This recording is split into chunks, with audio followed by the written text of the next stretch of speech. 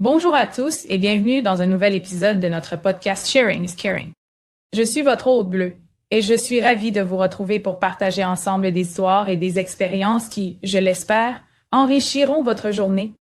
Avant de plonger dans le cœur de notre sujet, je tiens à vous remercier, chers auditeurs, pour votre fidélité. N'oubliez pas de liker et vous abonner à notre podcast.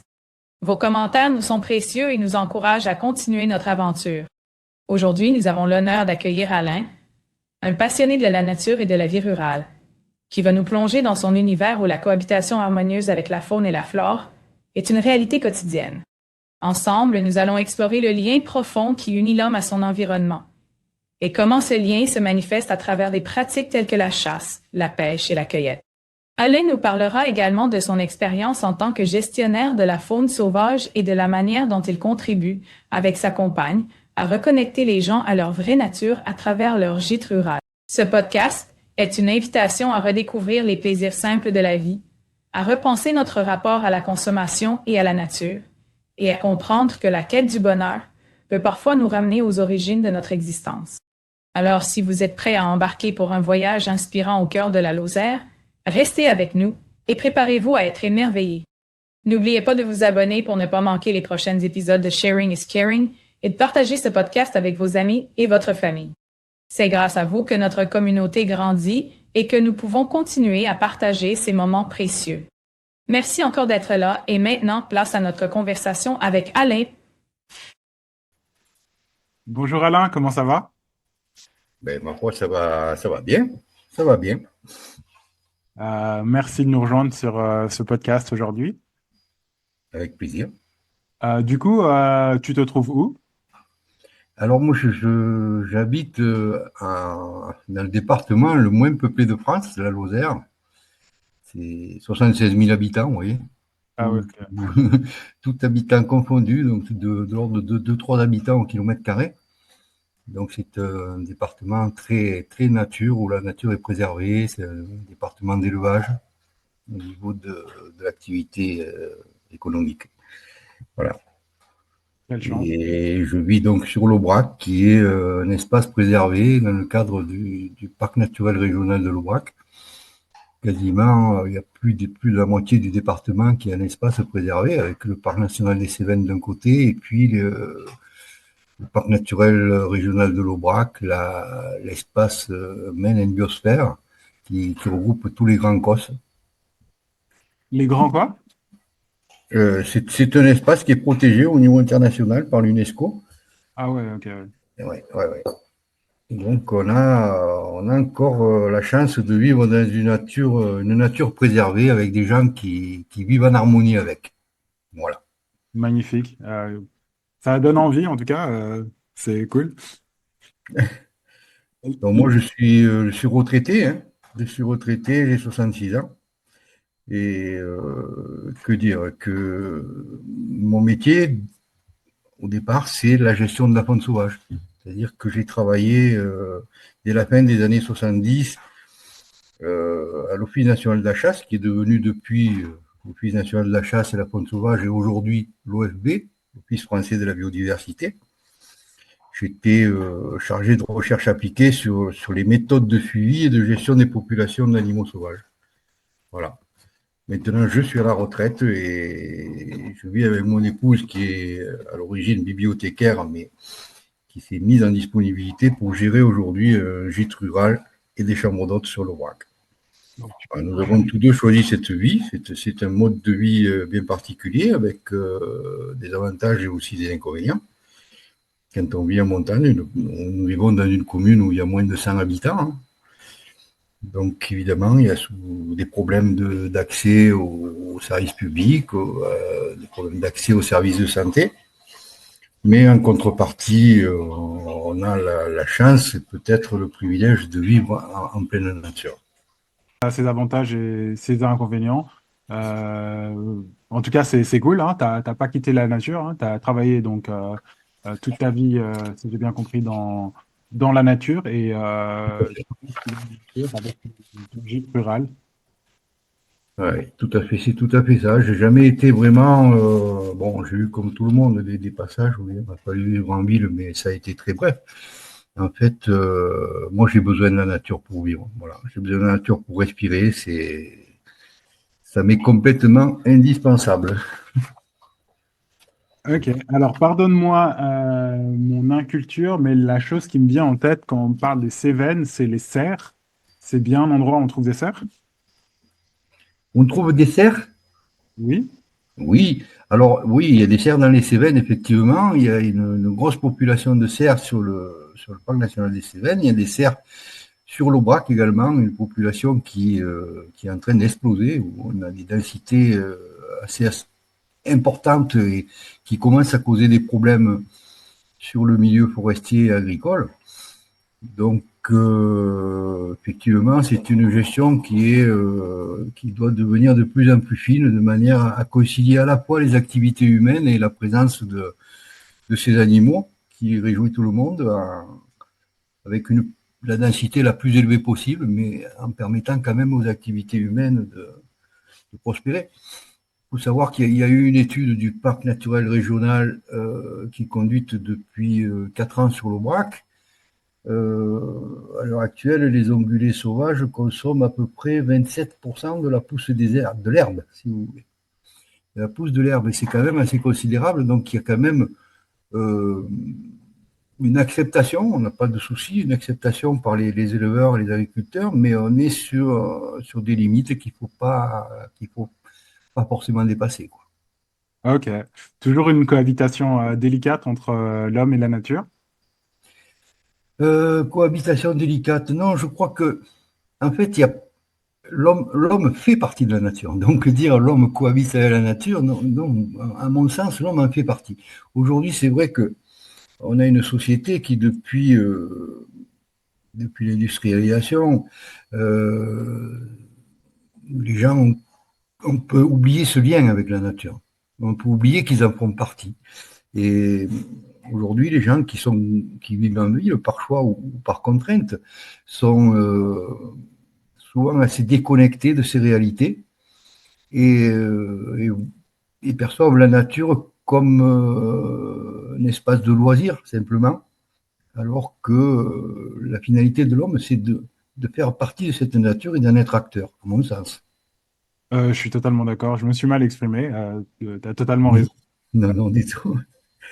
C'est clair. Je suis absolument à 100% d'accord avec ce que tu dis. Euh, C'était peut-être pour introduire la question suivante qui était comment on fait quand la population de cerfs explose, quand la population de sangliers explose, qui sont des excellentes nouvelles, hein. Si la vie prospère, c'est que tout va bien. Et c'est peut-être pour... oui, comment on fait? Je crois que tu es chasseur. Est-ce que tu peux nous parler un peu? Oui, oui, oui, je suis chasseur et puis de par mon métier, gestionnaire de populations d'animaux sauvages. Donc, ben, simplement, il faut déjà suivre les populations de manière à connaître le plus précisément possible leur niveau, les quantités d'animaux présentes sur un massif. Aujourd'hui, et je l'affirme haut et fort, le principe qu'on entend souvent de la part de gens qui connaissent mal les problèmes de dire la nature se régule seule, c'est une utopie. C'est une utopie complète. Euh, l'humanité a créé des déséquilibres en se développant. Et aujourd'hui, l'homme, c'est le paradoxe, est obligé d'intervenir pour corriger ces déséquilibres. Voilà. Une population de cerfs qui se développe trop sur un massif forestier, c'est une forêt qui se régénère plus. Et à terme, ça veut dire que l'animal va mettre en danger le milieu même qu'il abrite. Donc, on est Un peu comme nous, hein? un peu comme eux. Comme nous, je dis, on met en danger Absolument. dans le tel. Absolument. On peut faire un parallèle, absolument. Donc, sauf que nous, personne ne vient corriger derrière. Alors que l'homme a la possibilité d'essayer de maintenir ses équilibres, de le faire du mieux possible. Euh, la nature sauvage telle que beaucoup l'entendent n'existe pratiquement plus sur cette planète. 80% de la planète est aujourd'hui anthropisée, à savoir que les paysages, tout est modifié par l'activité humaine. Et l'humain est quasiment partout. Donc, on n'aura jamais ou très peu de territoires où la nature est capable de se réguler elle-même parce que les chaînes sont rompues. On a quasiment plus de grands prédateurs. Euh, et il faut que l'homme assume cette responsabilité. Alors je sais que c'est pas facile, hein, on peut ne pas aimer la chasse, et ça je le comprends. Et on peut ne pas aimer tuer un animal. La chasse, c'est pas que tuer, c'est effectivement beaucoup d'autres choses, on pourra en parler. Mais Tuer, c'est quand tout se passe bien, non?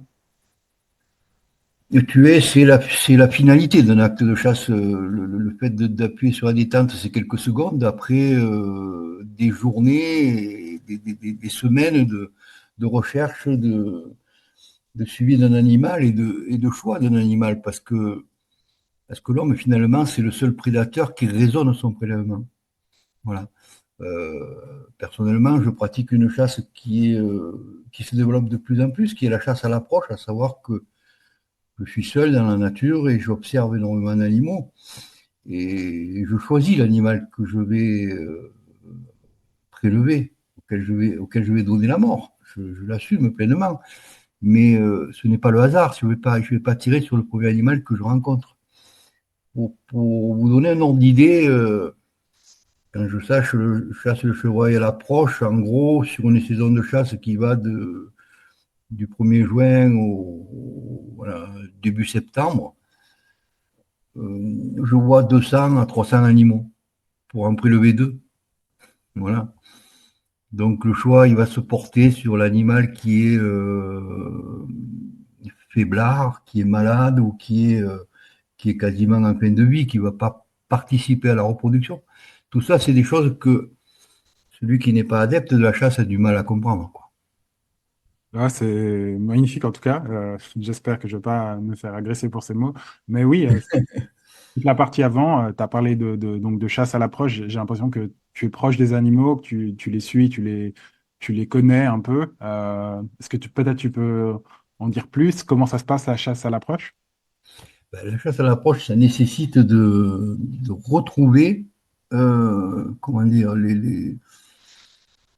retrouver notre animalité. Savoir que le chasseur à l'approche, il se comporte exactement comme un prédateur sauvage. Ah, Il doit, pour arriver à approcher le gibier, tenir compte du vent, tenir compte du bruit, euh, tenir compte de son odeur, qui est très facilement détectable par des animaux. Un cerf est capable de te sentir à 200 ou 300 mètres.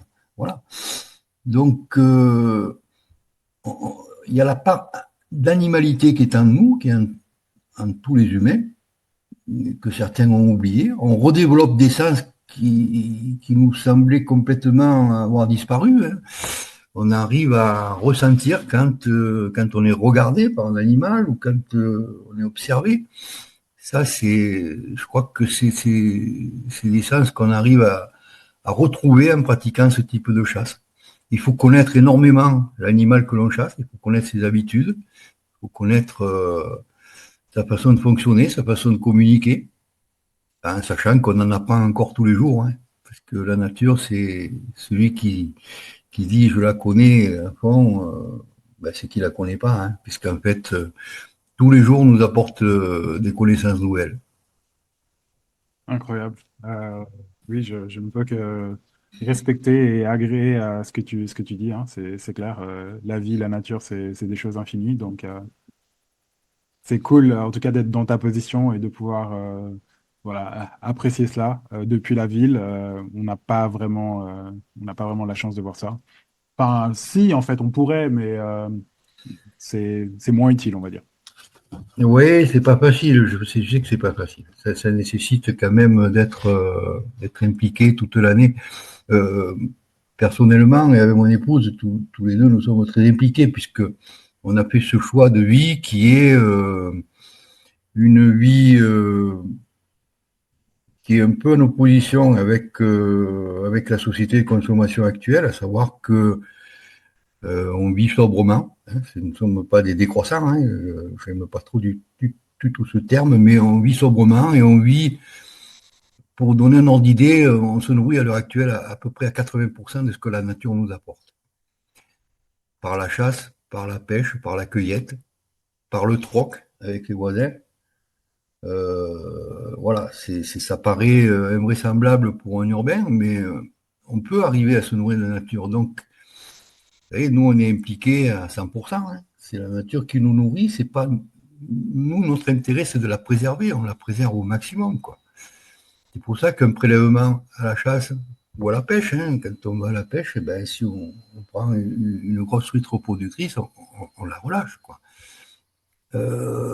Parce qu'elle est nécessaire pour réalimenter le ruisseau en truite. Voilà. Quand on fait de la cueillette, on le fait intelligemment, on ne cueille pas tout d'un coup, on le fait brin par brin, de manière à préserver la ressource. Voilà. C'est de belles paroles, hein. On a clairement, voilà, à la ville, on n'a pas ce rapport-là à la nature. C'est un des angles, voilà, qu'on a beaucoup avec Farmnet. Une des convictions que j'ai également, c'est une fois qu'on comprend que c'est la nature qui nous nourrit, je pense qu'on pense différemment. Oui, tout à fait. En fait, c'est une philosophie un peu différente de ce qui se pratique ailleurs, mais oui, avec Patricia, on gère un gîte et des chambres d'hôtes et on essaie de reconnecter les gens qui viennent nous voir avec cette nature. Notre slogan, c'est redécouvrez votre vraie nature. Que la Ah, vraie nature de l'homme, c'est le respect de la nature aussi. ah ouais, on est vraiment alignés alors. Top.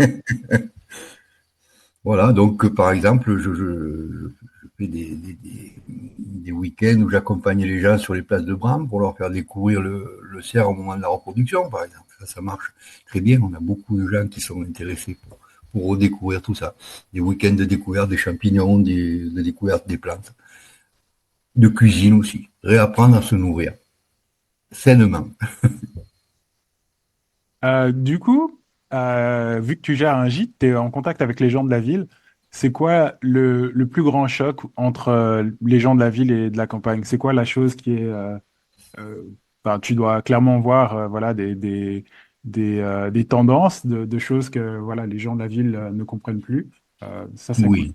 ton top 3 des choses Bon, c'est un peu biaisé parce que les gens qui viennent nous voir, nous rencontrer sur place, ce sont des gens qui font une démarche intéressée.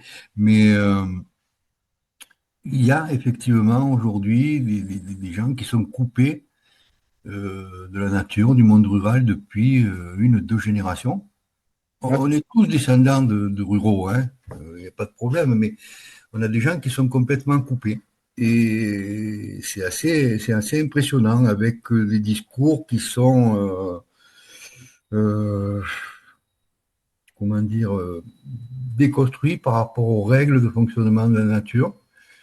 Vous le voyez tous les jours hein, dans la communication, la mort, la vie, c'est quelque chose de presque tabou. On n'en parle pas, on n'ose plus parler de la mort. Autrefois, nos anciens, ben, quand la grand-mère mourait, ben, les enfants allaient aussi se recueillir autour du corps de cette personne. Aujourd'hui, tout est caché. Même nos aînés sont cachés dans les EHPAD et on refuse la mort. Alors, arriver à les faire comprendre à des gens qui sont dans cette philosophie que la mort fait partie de la nature et que quand un chasseur prélève un animal, eh ben, c'est un animal qui allait mourir certainement dans de pires conditions que celles dans lesquelles il va mourir sous la balle d'un chasseur. Mais non, on a l'impression que si on ne prélève pas cet animal, il va vivre indéfiniment et mourir dans la joie et la bonne humeur, ce qui n'est pas du tout le cas. Totalement, totalement d'accord, hein. Je crois que tu as partagé récemment une vidéo sur X, anciennement Twitter, Oui, qui montrait comment était préparé un sanglier. absolument, oui, oui. Ça, Vraiment. c'est des choses que les gens oublient. Bon, encore chez nous, on tue le cochon, hein, on fait de la charcuterie, donc on a encore ces méthodes traditionnelles qu'on utilise pour faire notre charcuterie, sans conservateur. Voilà. Et bah oui, j'ai montré effectivement sur X comment on enlevait le poil d'un sanglier comme ça se faisait autrefois avec les cochons, de manière à avoir une viande qui soit consommable dans des conditions sanitaires les meilleures possibles. Bien sûr, oui, j'ai j'ai- j'ai pas vraiment réfléchi là-dessus. J'avoue que enfin, je suis clairement en urbain. Il y a pas, je pense que vous pouvez le voir et le sentir. Euh, mais oui, j'ai pas vraiment réfléchi en repartageant et je me suis dit après coup, ah mince, peut-être que ça peut choquer des gens, voilà, de voir un Et animal mort. oui, et oui, effectivement, on a des remarques de gens qui nous disent mais c'est horrible, vous montrez un animal mort. Mais parce que je crois qu'il y a ce refus de voir la mort en face, simplement. On n'est pas éternel, on passera tous par là. La mort, ça fait partie de la vie. C'est son terme, mais ça fait aussi partie de la vie.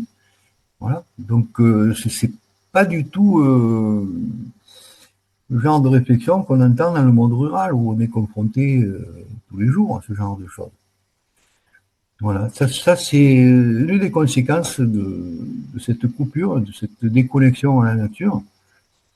Et on en parle, hein, moi j'en parle très librement avec les gens qui viennent nous rendre visite. Et ils arrivent assez facilement à comprendre tout ça. Euh, Est-ce qu'il y aurait d'autres éléments qui se déconnectent facilement quand on vit à la ville? Peut-être les odeurs? Oui, absolument. Effectivement, quand on arrive à retrouver, à retravailler son propre odorat, par exemple, quand on est dans la nature, on arrive à retravailler son ouïe qui devient plus fine, à retrouver tous ces sens naturels de l'humain. Ça se fait pas du jour au lendemain, mais c'est quelque chose, à mon avis, très important. Voilà. Après, on est souvent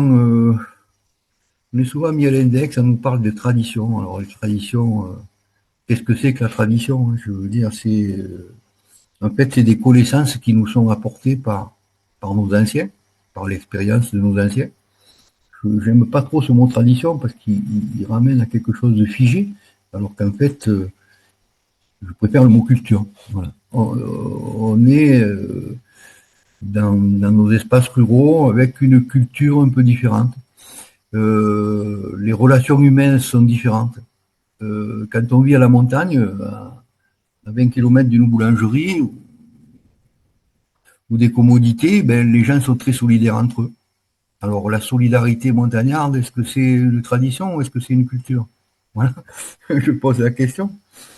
Je pense que ça relève plus de la culture et on a des relations humaines qui sont complètement différentes. Bon. J'imagine assez facilement. Du coup, c'est bien que tu me corriges. En fait, je suis toujours, enfin, quand je pense aux chasseurs, je pense toujours à ce parti chasse, pêche, nature et tradition. Oui, qui n'existe plus depuis longtemps, hein. Mais effectivement, je pense que non, tout évolue. Et la chasse n'est pas basée sur des traditions. La chasse, jusque dans les années 60-70, s'organisait autour c'était une forme de cueillette. Le prélèvement n'était pas raisonné, pas réfléchi. Aujourd'hui, c'est devenu de la gestion fine qui demande des données précises et le suivi de population qui n'existait pas autrefois. Je crois que les choses ont beaucoup évolué, elles continueront encore à évoluer. Ce qu'il faudrait, c'est que les gens se parlent, quoi. Il faudrait que les gens se parlent, c'est pas facile. Ben, il y a des bourrins partout, hein, parmi les gens qui viennent en vacances et parmi les chasseurs aussi. Donc c'est pas facile la communication. Mais il faut échanger. Pour arriver à se comprendre, il faut commencer par échanger.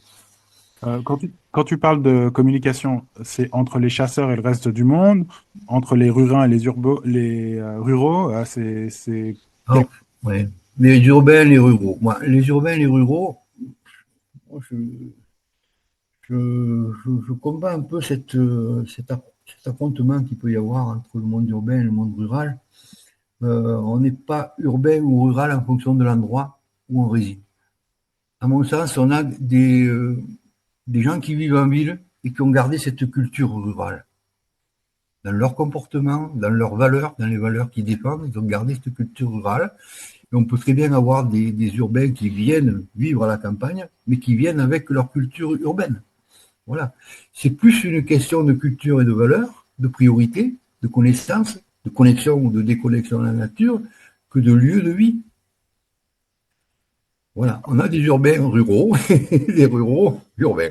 Je suis désolé de le dire, je ne sais pas si je suis assez clair là-dessus, mais euh, tout est question de culture et de valeur. Je pense que c'est extrêmement clair, hein. On sent vraiment qu'il y a une très longue réflexion derrière ce que tu dis. Voilà, moi j'étais dans l'optique tradition. Merci de corriger, hein, pour moi et pour nos auditeurs. C'est plus une question de culture. Culture, c'est une notion, voilà, comme tu as dit, hein, qui évolue et qu'on peut amener en ville comme on peut aussi vivre en campagne sans avoir cette culture rurale. Oui, alors bon, je pense que l'homme, il y a quand même des évolutions qui se font dans la société. Il y a un certain retour, un besoin de retrouver cette nature aussi. Et ça, je le ressens fortement. Euh, euh, L'homme, je ne suis pas sûr qu'il soit fait pour vivre en ville. Il y a des gens qui s'y sont parfaitement adaptés, mais ce n'est pas dans notre nature profonde. Voilà. Qu'est-ce qu'il cherche l'homme? L'homme, il cherche le bonheur avant tout. Alors, qu'est-ce qui lui apporte le bonheur? Le mode de vie, c'est quand même une chose essentielle parce que c'est ce qui va faire que on vit heureux ou qu'on subit une façon de vivre. Donc, c'est pas des choix faciles de faire des choix. On n'a pas tous les moyens ou le courage de le faire. Mais il y a des gens qui reviennent vivre en zone rurale par la recherche du bonheur. Ok. C'est un thème très intéressant, évidemment. Du coup, est-ce que le bonheur se définit différemment en ville et en campagne? Je pense pas. Je pense que les besoins humains sont les mêmes. Euh, une chose qui est quand même assez frappante, c'est le stress. Dès qu'on voit arriver des gens qui ont l'habitude de vivre en ville, ils sont toujours pressés. Le temps, c'est important. Alors, qu'est-ce qu'on va faire demain? Il y a toute une organisation. Combien de temps il faut pour aller là-bas, etc. Lozère, nous, on ne raisonne pas en termes de kilomètres. Quand on vous dit à quelle distance est telle ville, on dit toujours ben, c'est à 30 minutes ou à 40 minutes. Mais les gens prennent beaucoup plus de temps pour vivre, le temps de vivre, le temps d'avoir des relations, ils s'arrêtent, ils discutent entre eux, ils échangent beaucoup. Et ça, c'est vachement important. C'est vachement important parce que bon, venez passer quelques temps en vacances en Lozère et puis posez vos valises et vous découvrirez notre mode de vie. Moi, j'ai rencontré des gens avec qui j'ai échangé sur les réseaux sociaux qui sont venus chez nous, qui m'ont dit, je pense à mon ami Serge, ben, j'ai l'impression d'être sur une autre planète ici, quoi. Complètement sur une autre planète. Il me dit, vous prenez le temps d'échanger, de partager des apéritifs, de troquer entre vous. Il me citait l'exemple, c'est un Parisien, un pur Parisien, qui est né à Paris et qui vit à Paris en permanence et qui me disait, moi j'ai vendu quelque chose sur le Bon Coin il y a un mois, la personne à qui m'a acheté cet objet habitait à 2 pâtés de maison de chez moi et je lui ai proposé de lui amener, elle m'a dit non, non, vous me l'envoyez par la poste. Ça c'est flagrant, quoi. Ok.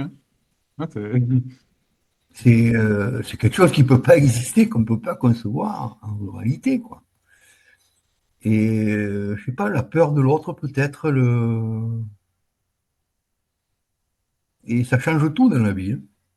Ça change tout. c'est sûr, c'est sûr, c'est sûr. Totalement d'accord. Ouais, merci en tout cas voilà, de nous rappeler ces valeurs qui peuvent voilà, aussi s'appliquer à la ville et qu'on a souvent oubliées.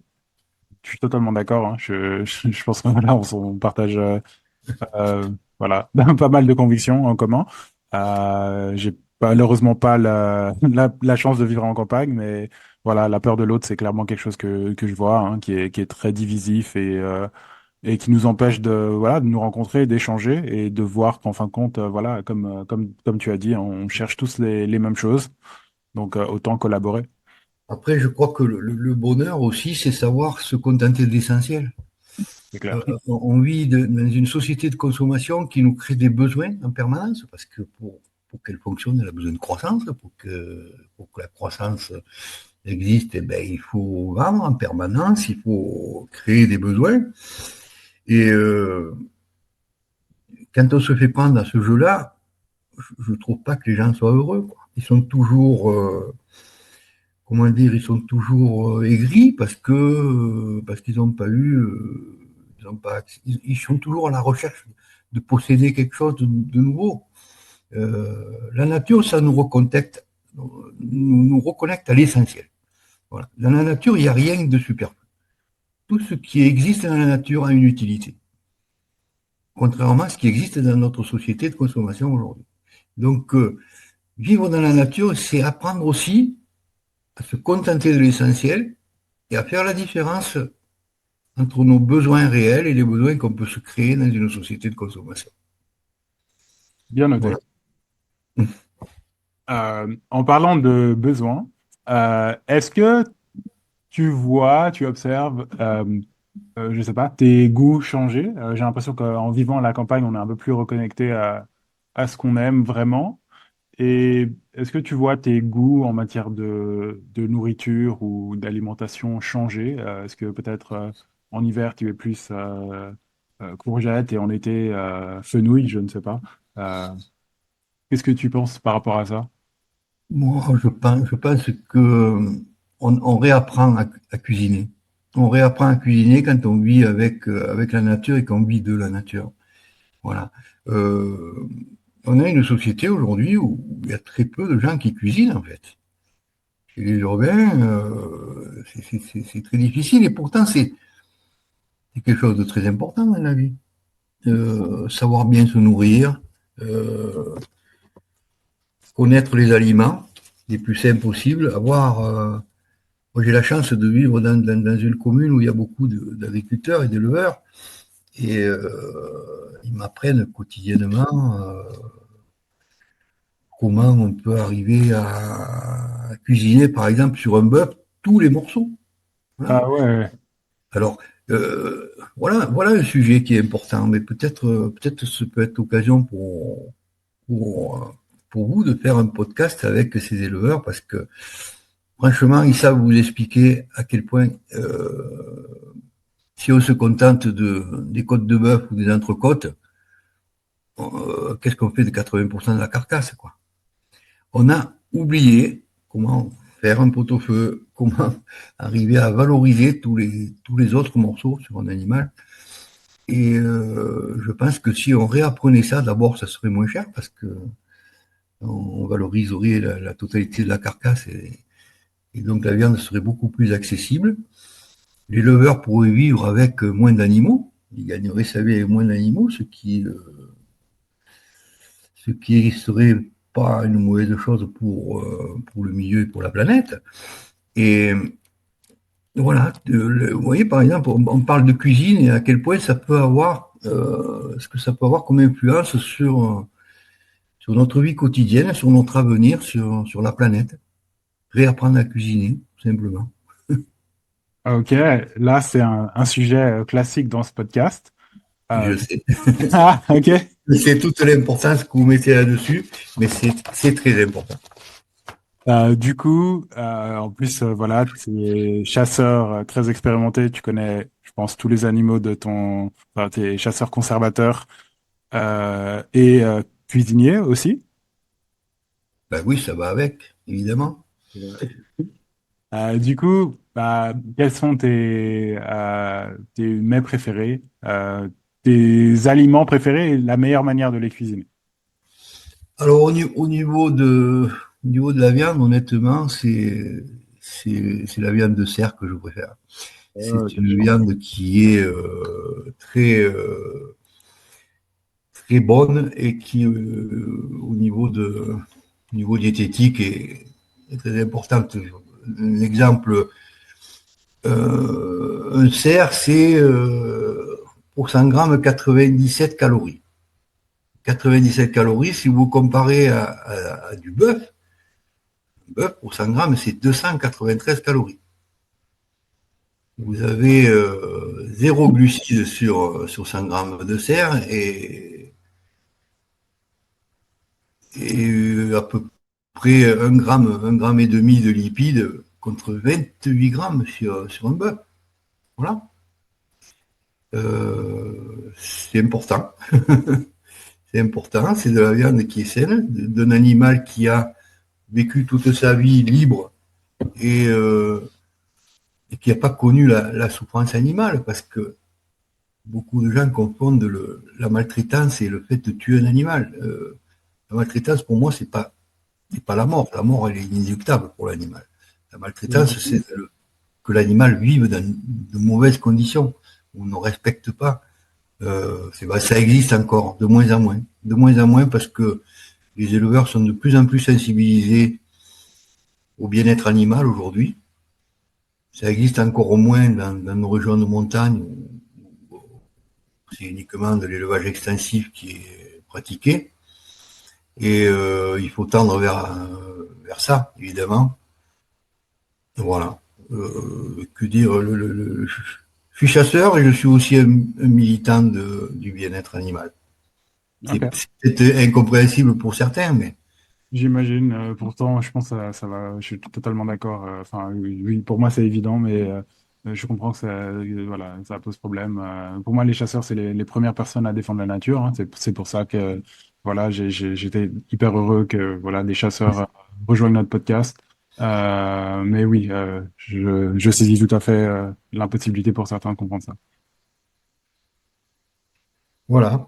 Je peux vous dire, ben, écoutez, si certains veulent essayer de nous rencontrer, moi, c'est avec plaisir. Justement, alors avant de passer à la fin où tu donnes Oui, on peut, oui. on peut te contacter. Comment est-ce que tu aimes cuisiner le cerf? Comment j'aime cuisiner le cerf?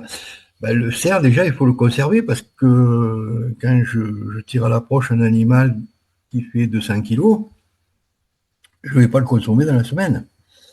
Donc, il va falloir, bon, on utilise le congélateur comme tout le monde, mais de moins en moins, j'aime pas trop cette façon de conserver la viande. On consomme de l'énergie, c'est un peu stupide. Moi, je cherche plutôt les recettes plus anciennes, comme le salage, comme les conserves. Voilà. Donc, j'avais récemment mis sur Twitter, et c'est un peu ce qui nous a mis en relation, je crois, Oui, oui, euh, une recette de longe séchée de cerf. Ça, c'est vieux comme le monde. Vieux comme le monde. C'est très simple à réaliser, c'est excellent, c'est une façon de conserver la viande telle que le faisaient nos ancêtres. Il n'y avait pas de congélateur à l'époque et d'avoir de quoi se nourrir tout au long de l'année. ah, ok. Ah, non, c'est clair, ouais, c'est incroyable. Du coup, si je me rappelle bien, c'est du cerf qu'on met dans du sel et qu'on laisse Ah sécher oui. 3 semaines. Bon, on parle de cerf, on peut très bien le faire avec une longe de porc, il n'y a pas de problème, hein, c'est une façon de conserver la viande. Donc effectivement, ce que je fais, c'est que je prends ma longe de cerf, je la mets pendant 12 heures immergée dans du gros sel au frigo, et là, on a une cuisson de la viande qui se fait par le sel. Au bout de 12 heures, je ressors mon plat du frigo, je rince bien la viande parce que sinon elle est trop salée, donc il faut enlever l'excès de sel, bien l'essuyer, la recouvrir avec des aromates selon ses goûts, hein, mélange d'herbes, quelquefois de piment, etc. Vous roulez tout ça dans un torchon, bien serré, vous remettez au frigo pendant au minimum 15 jours et vous avez une longe séchée qui peut être consommée tout au long de l'année.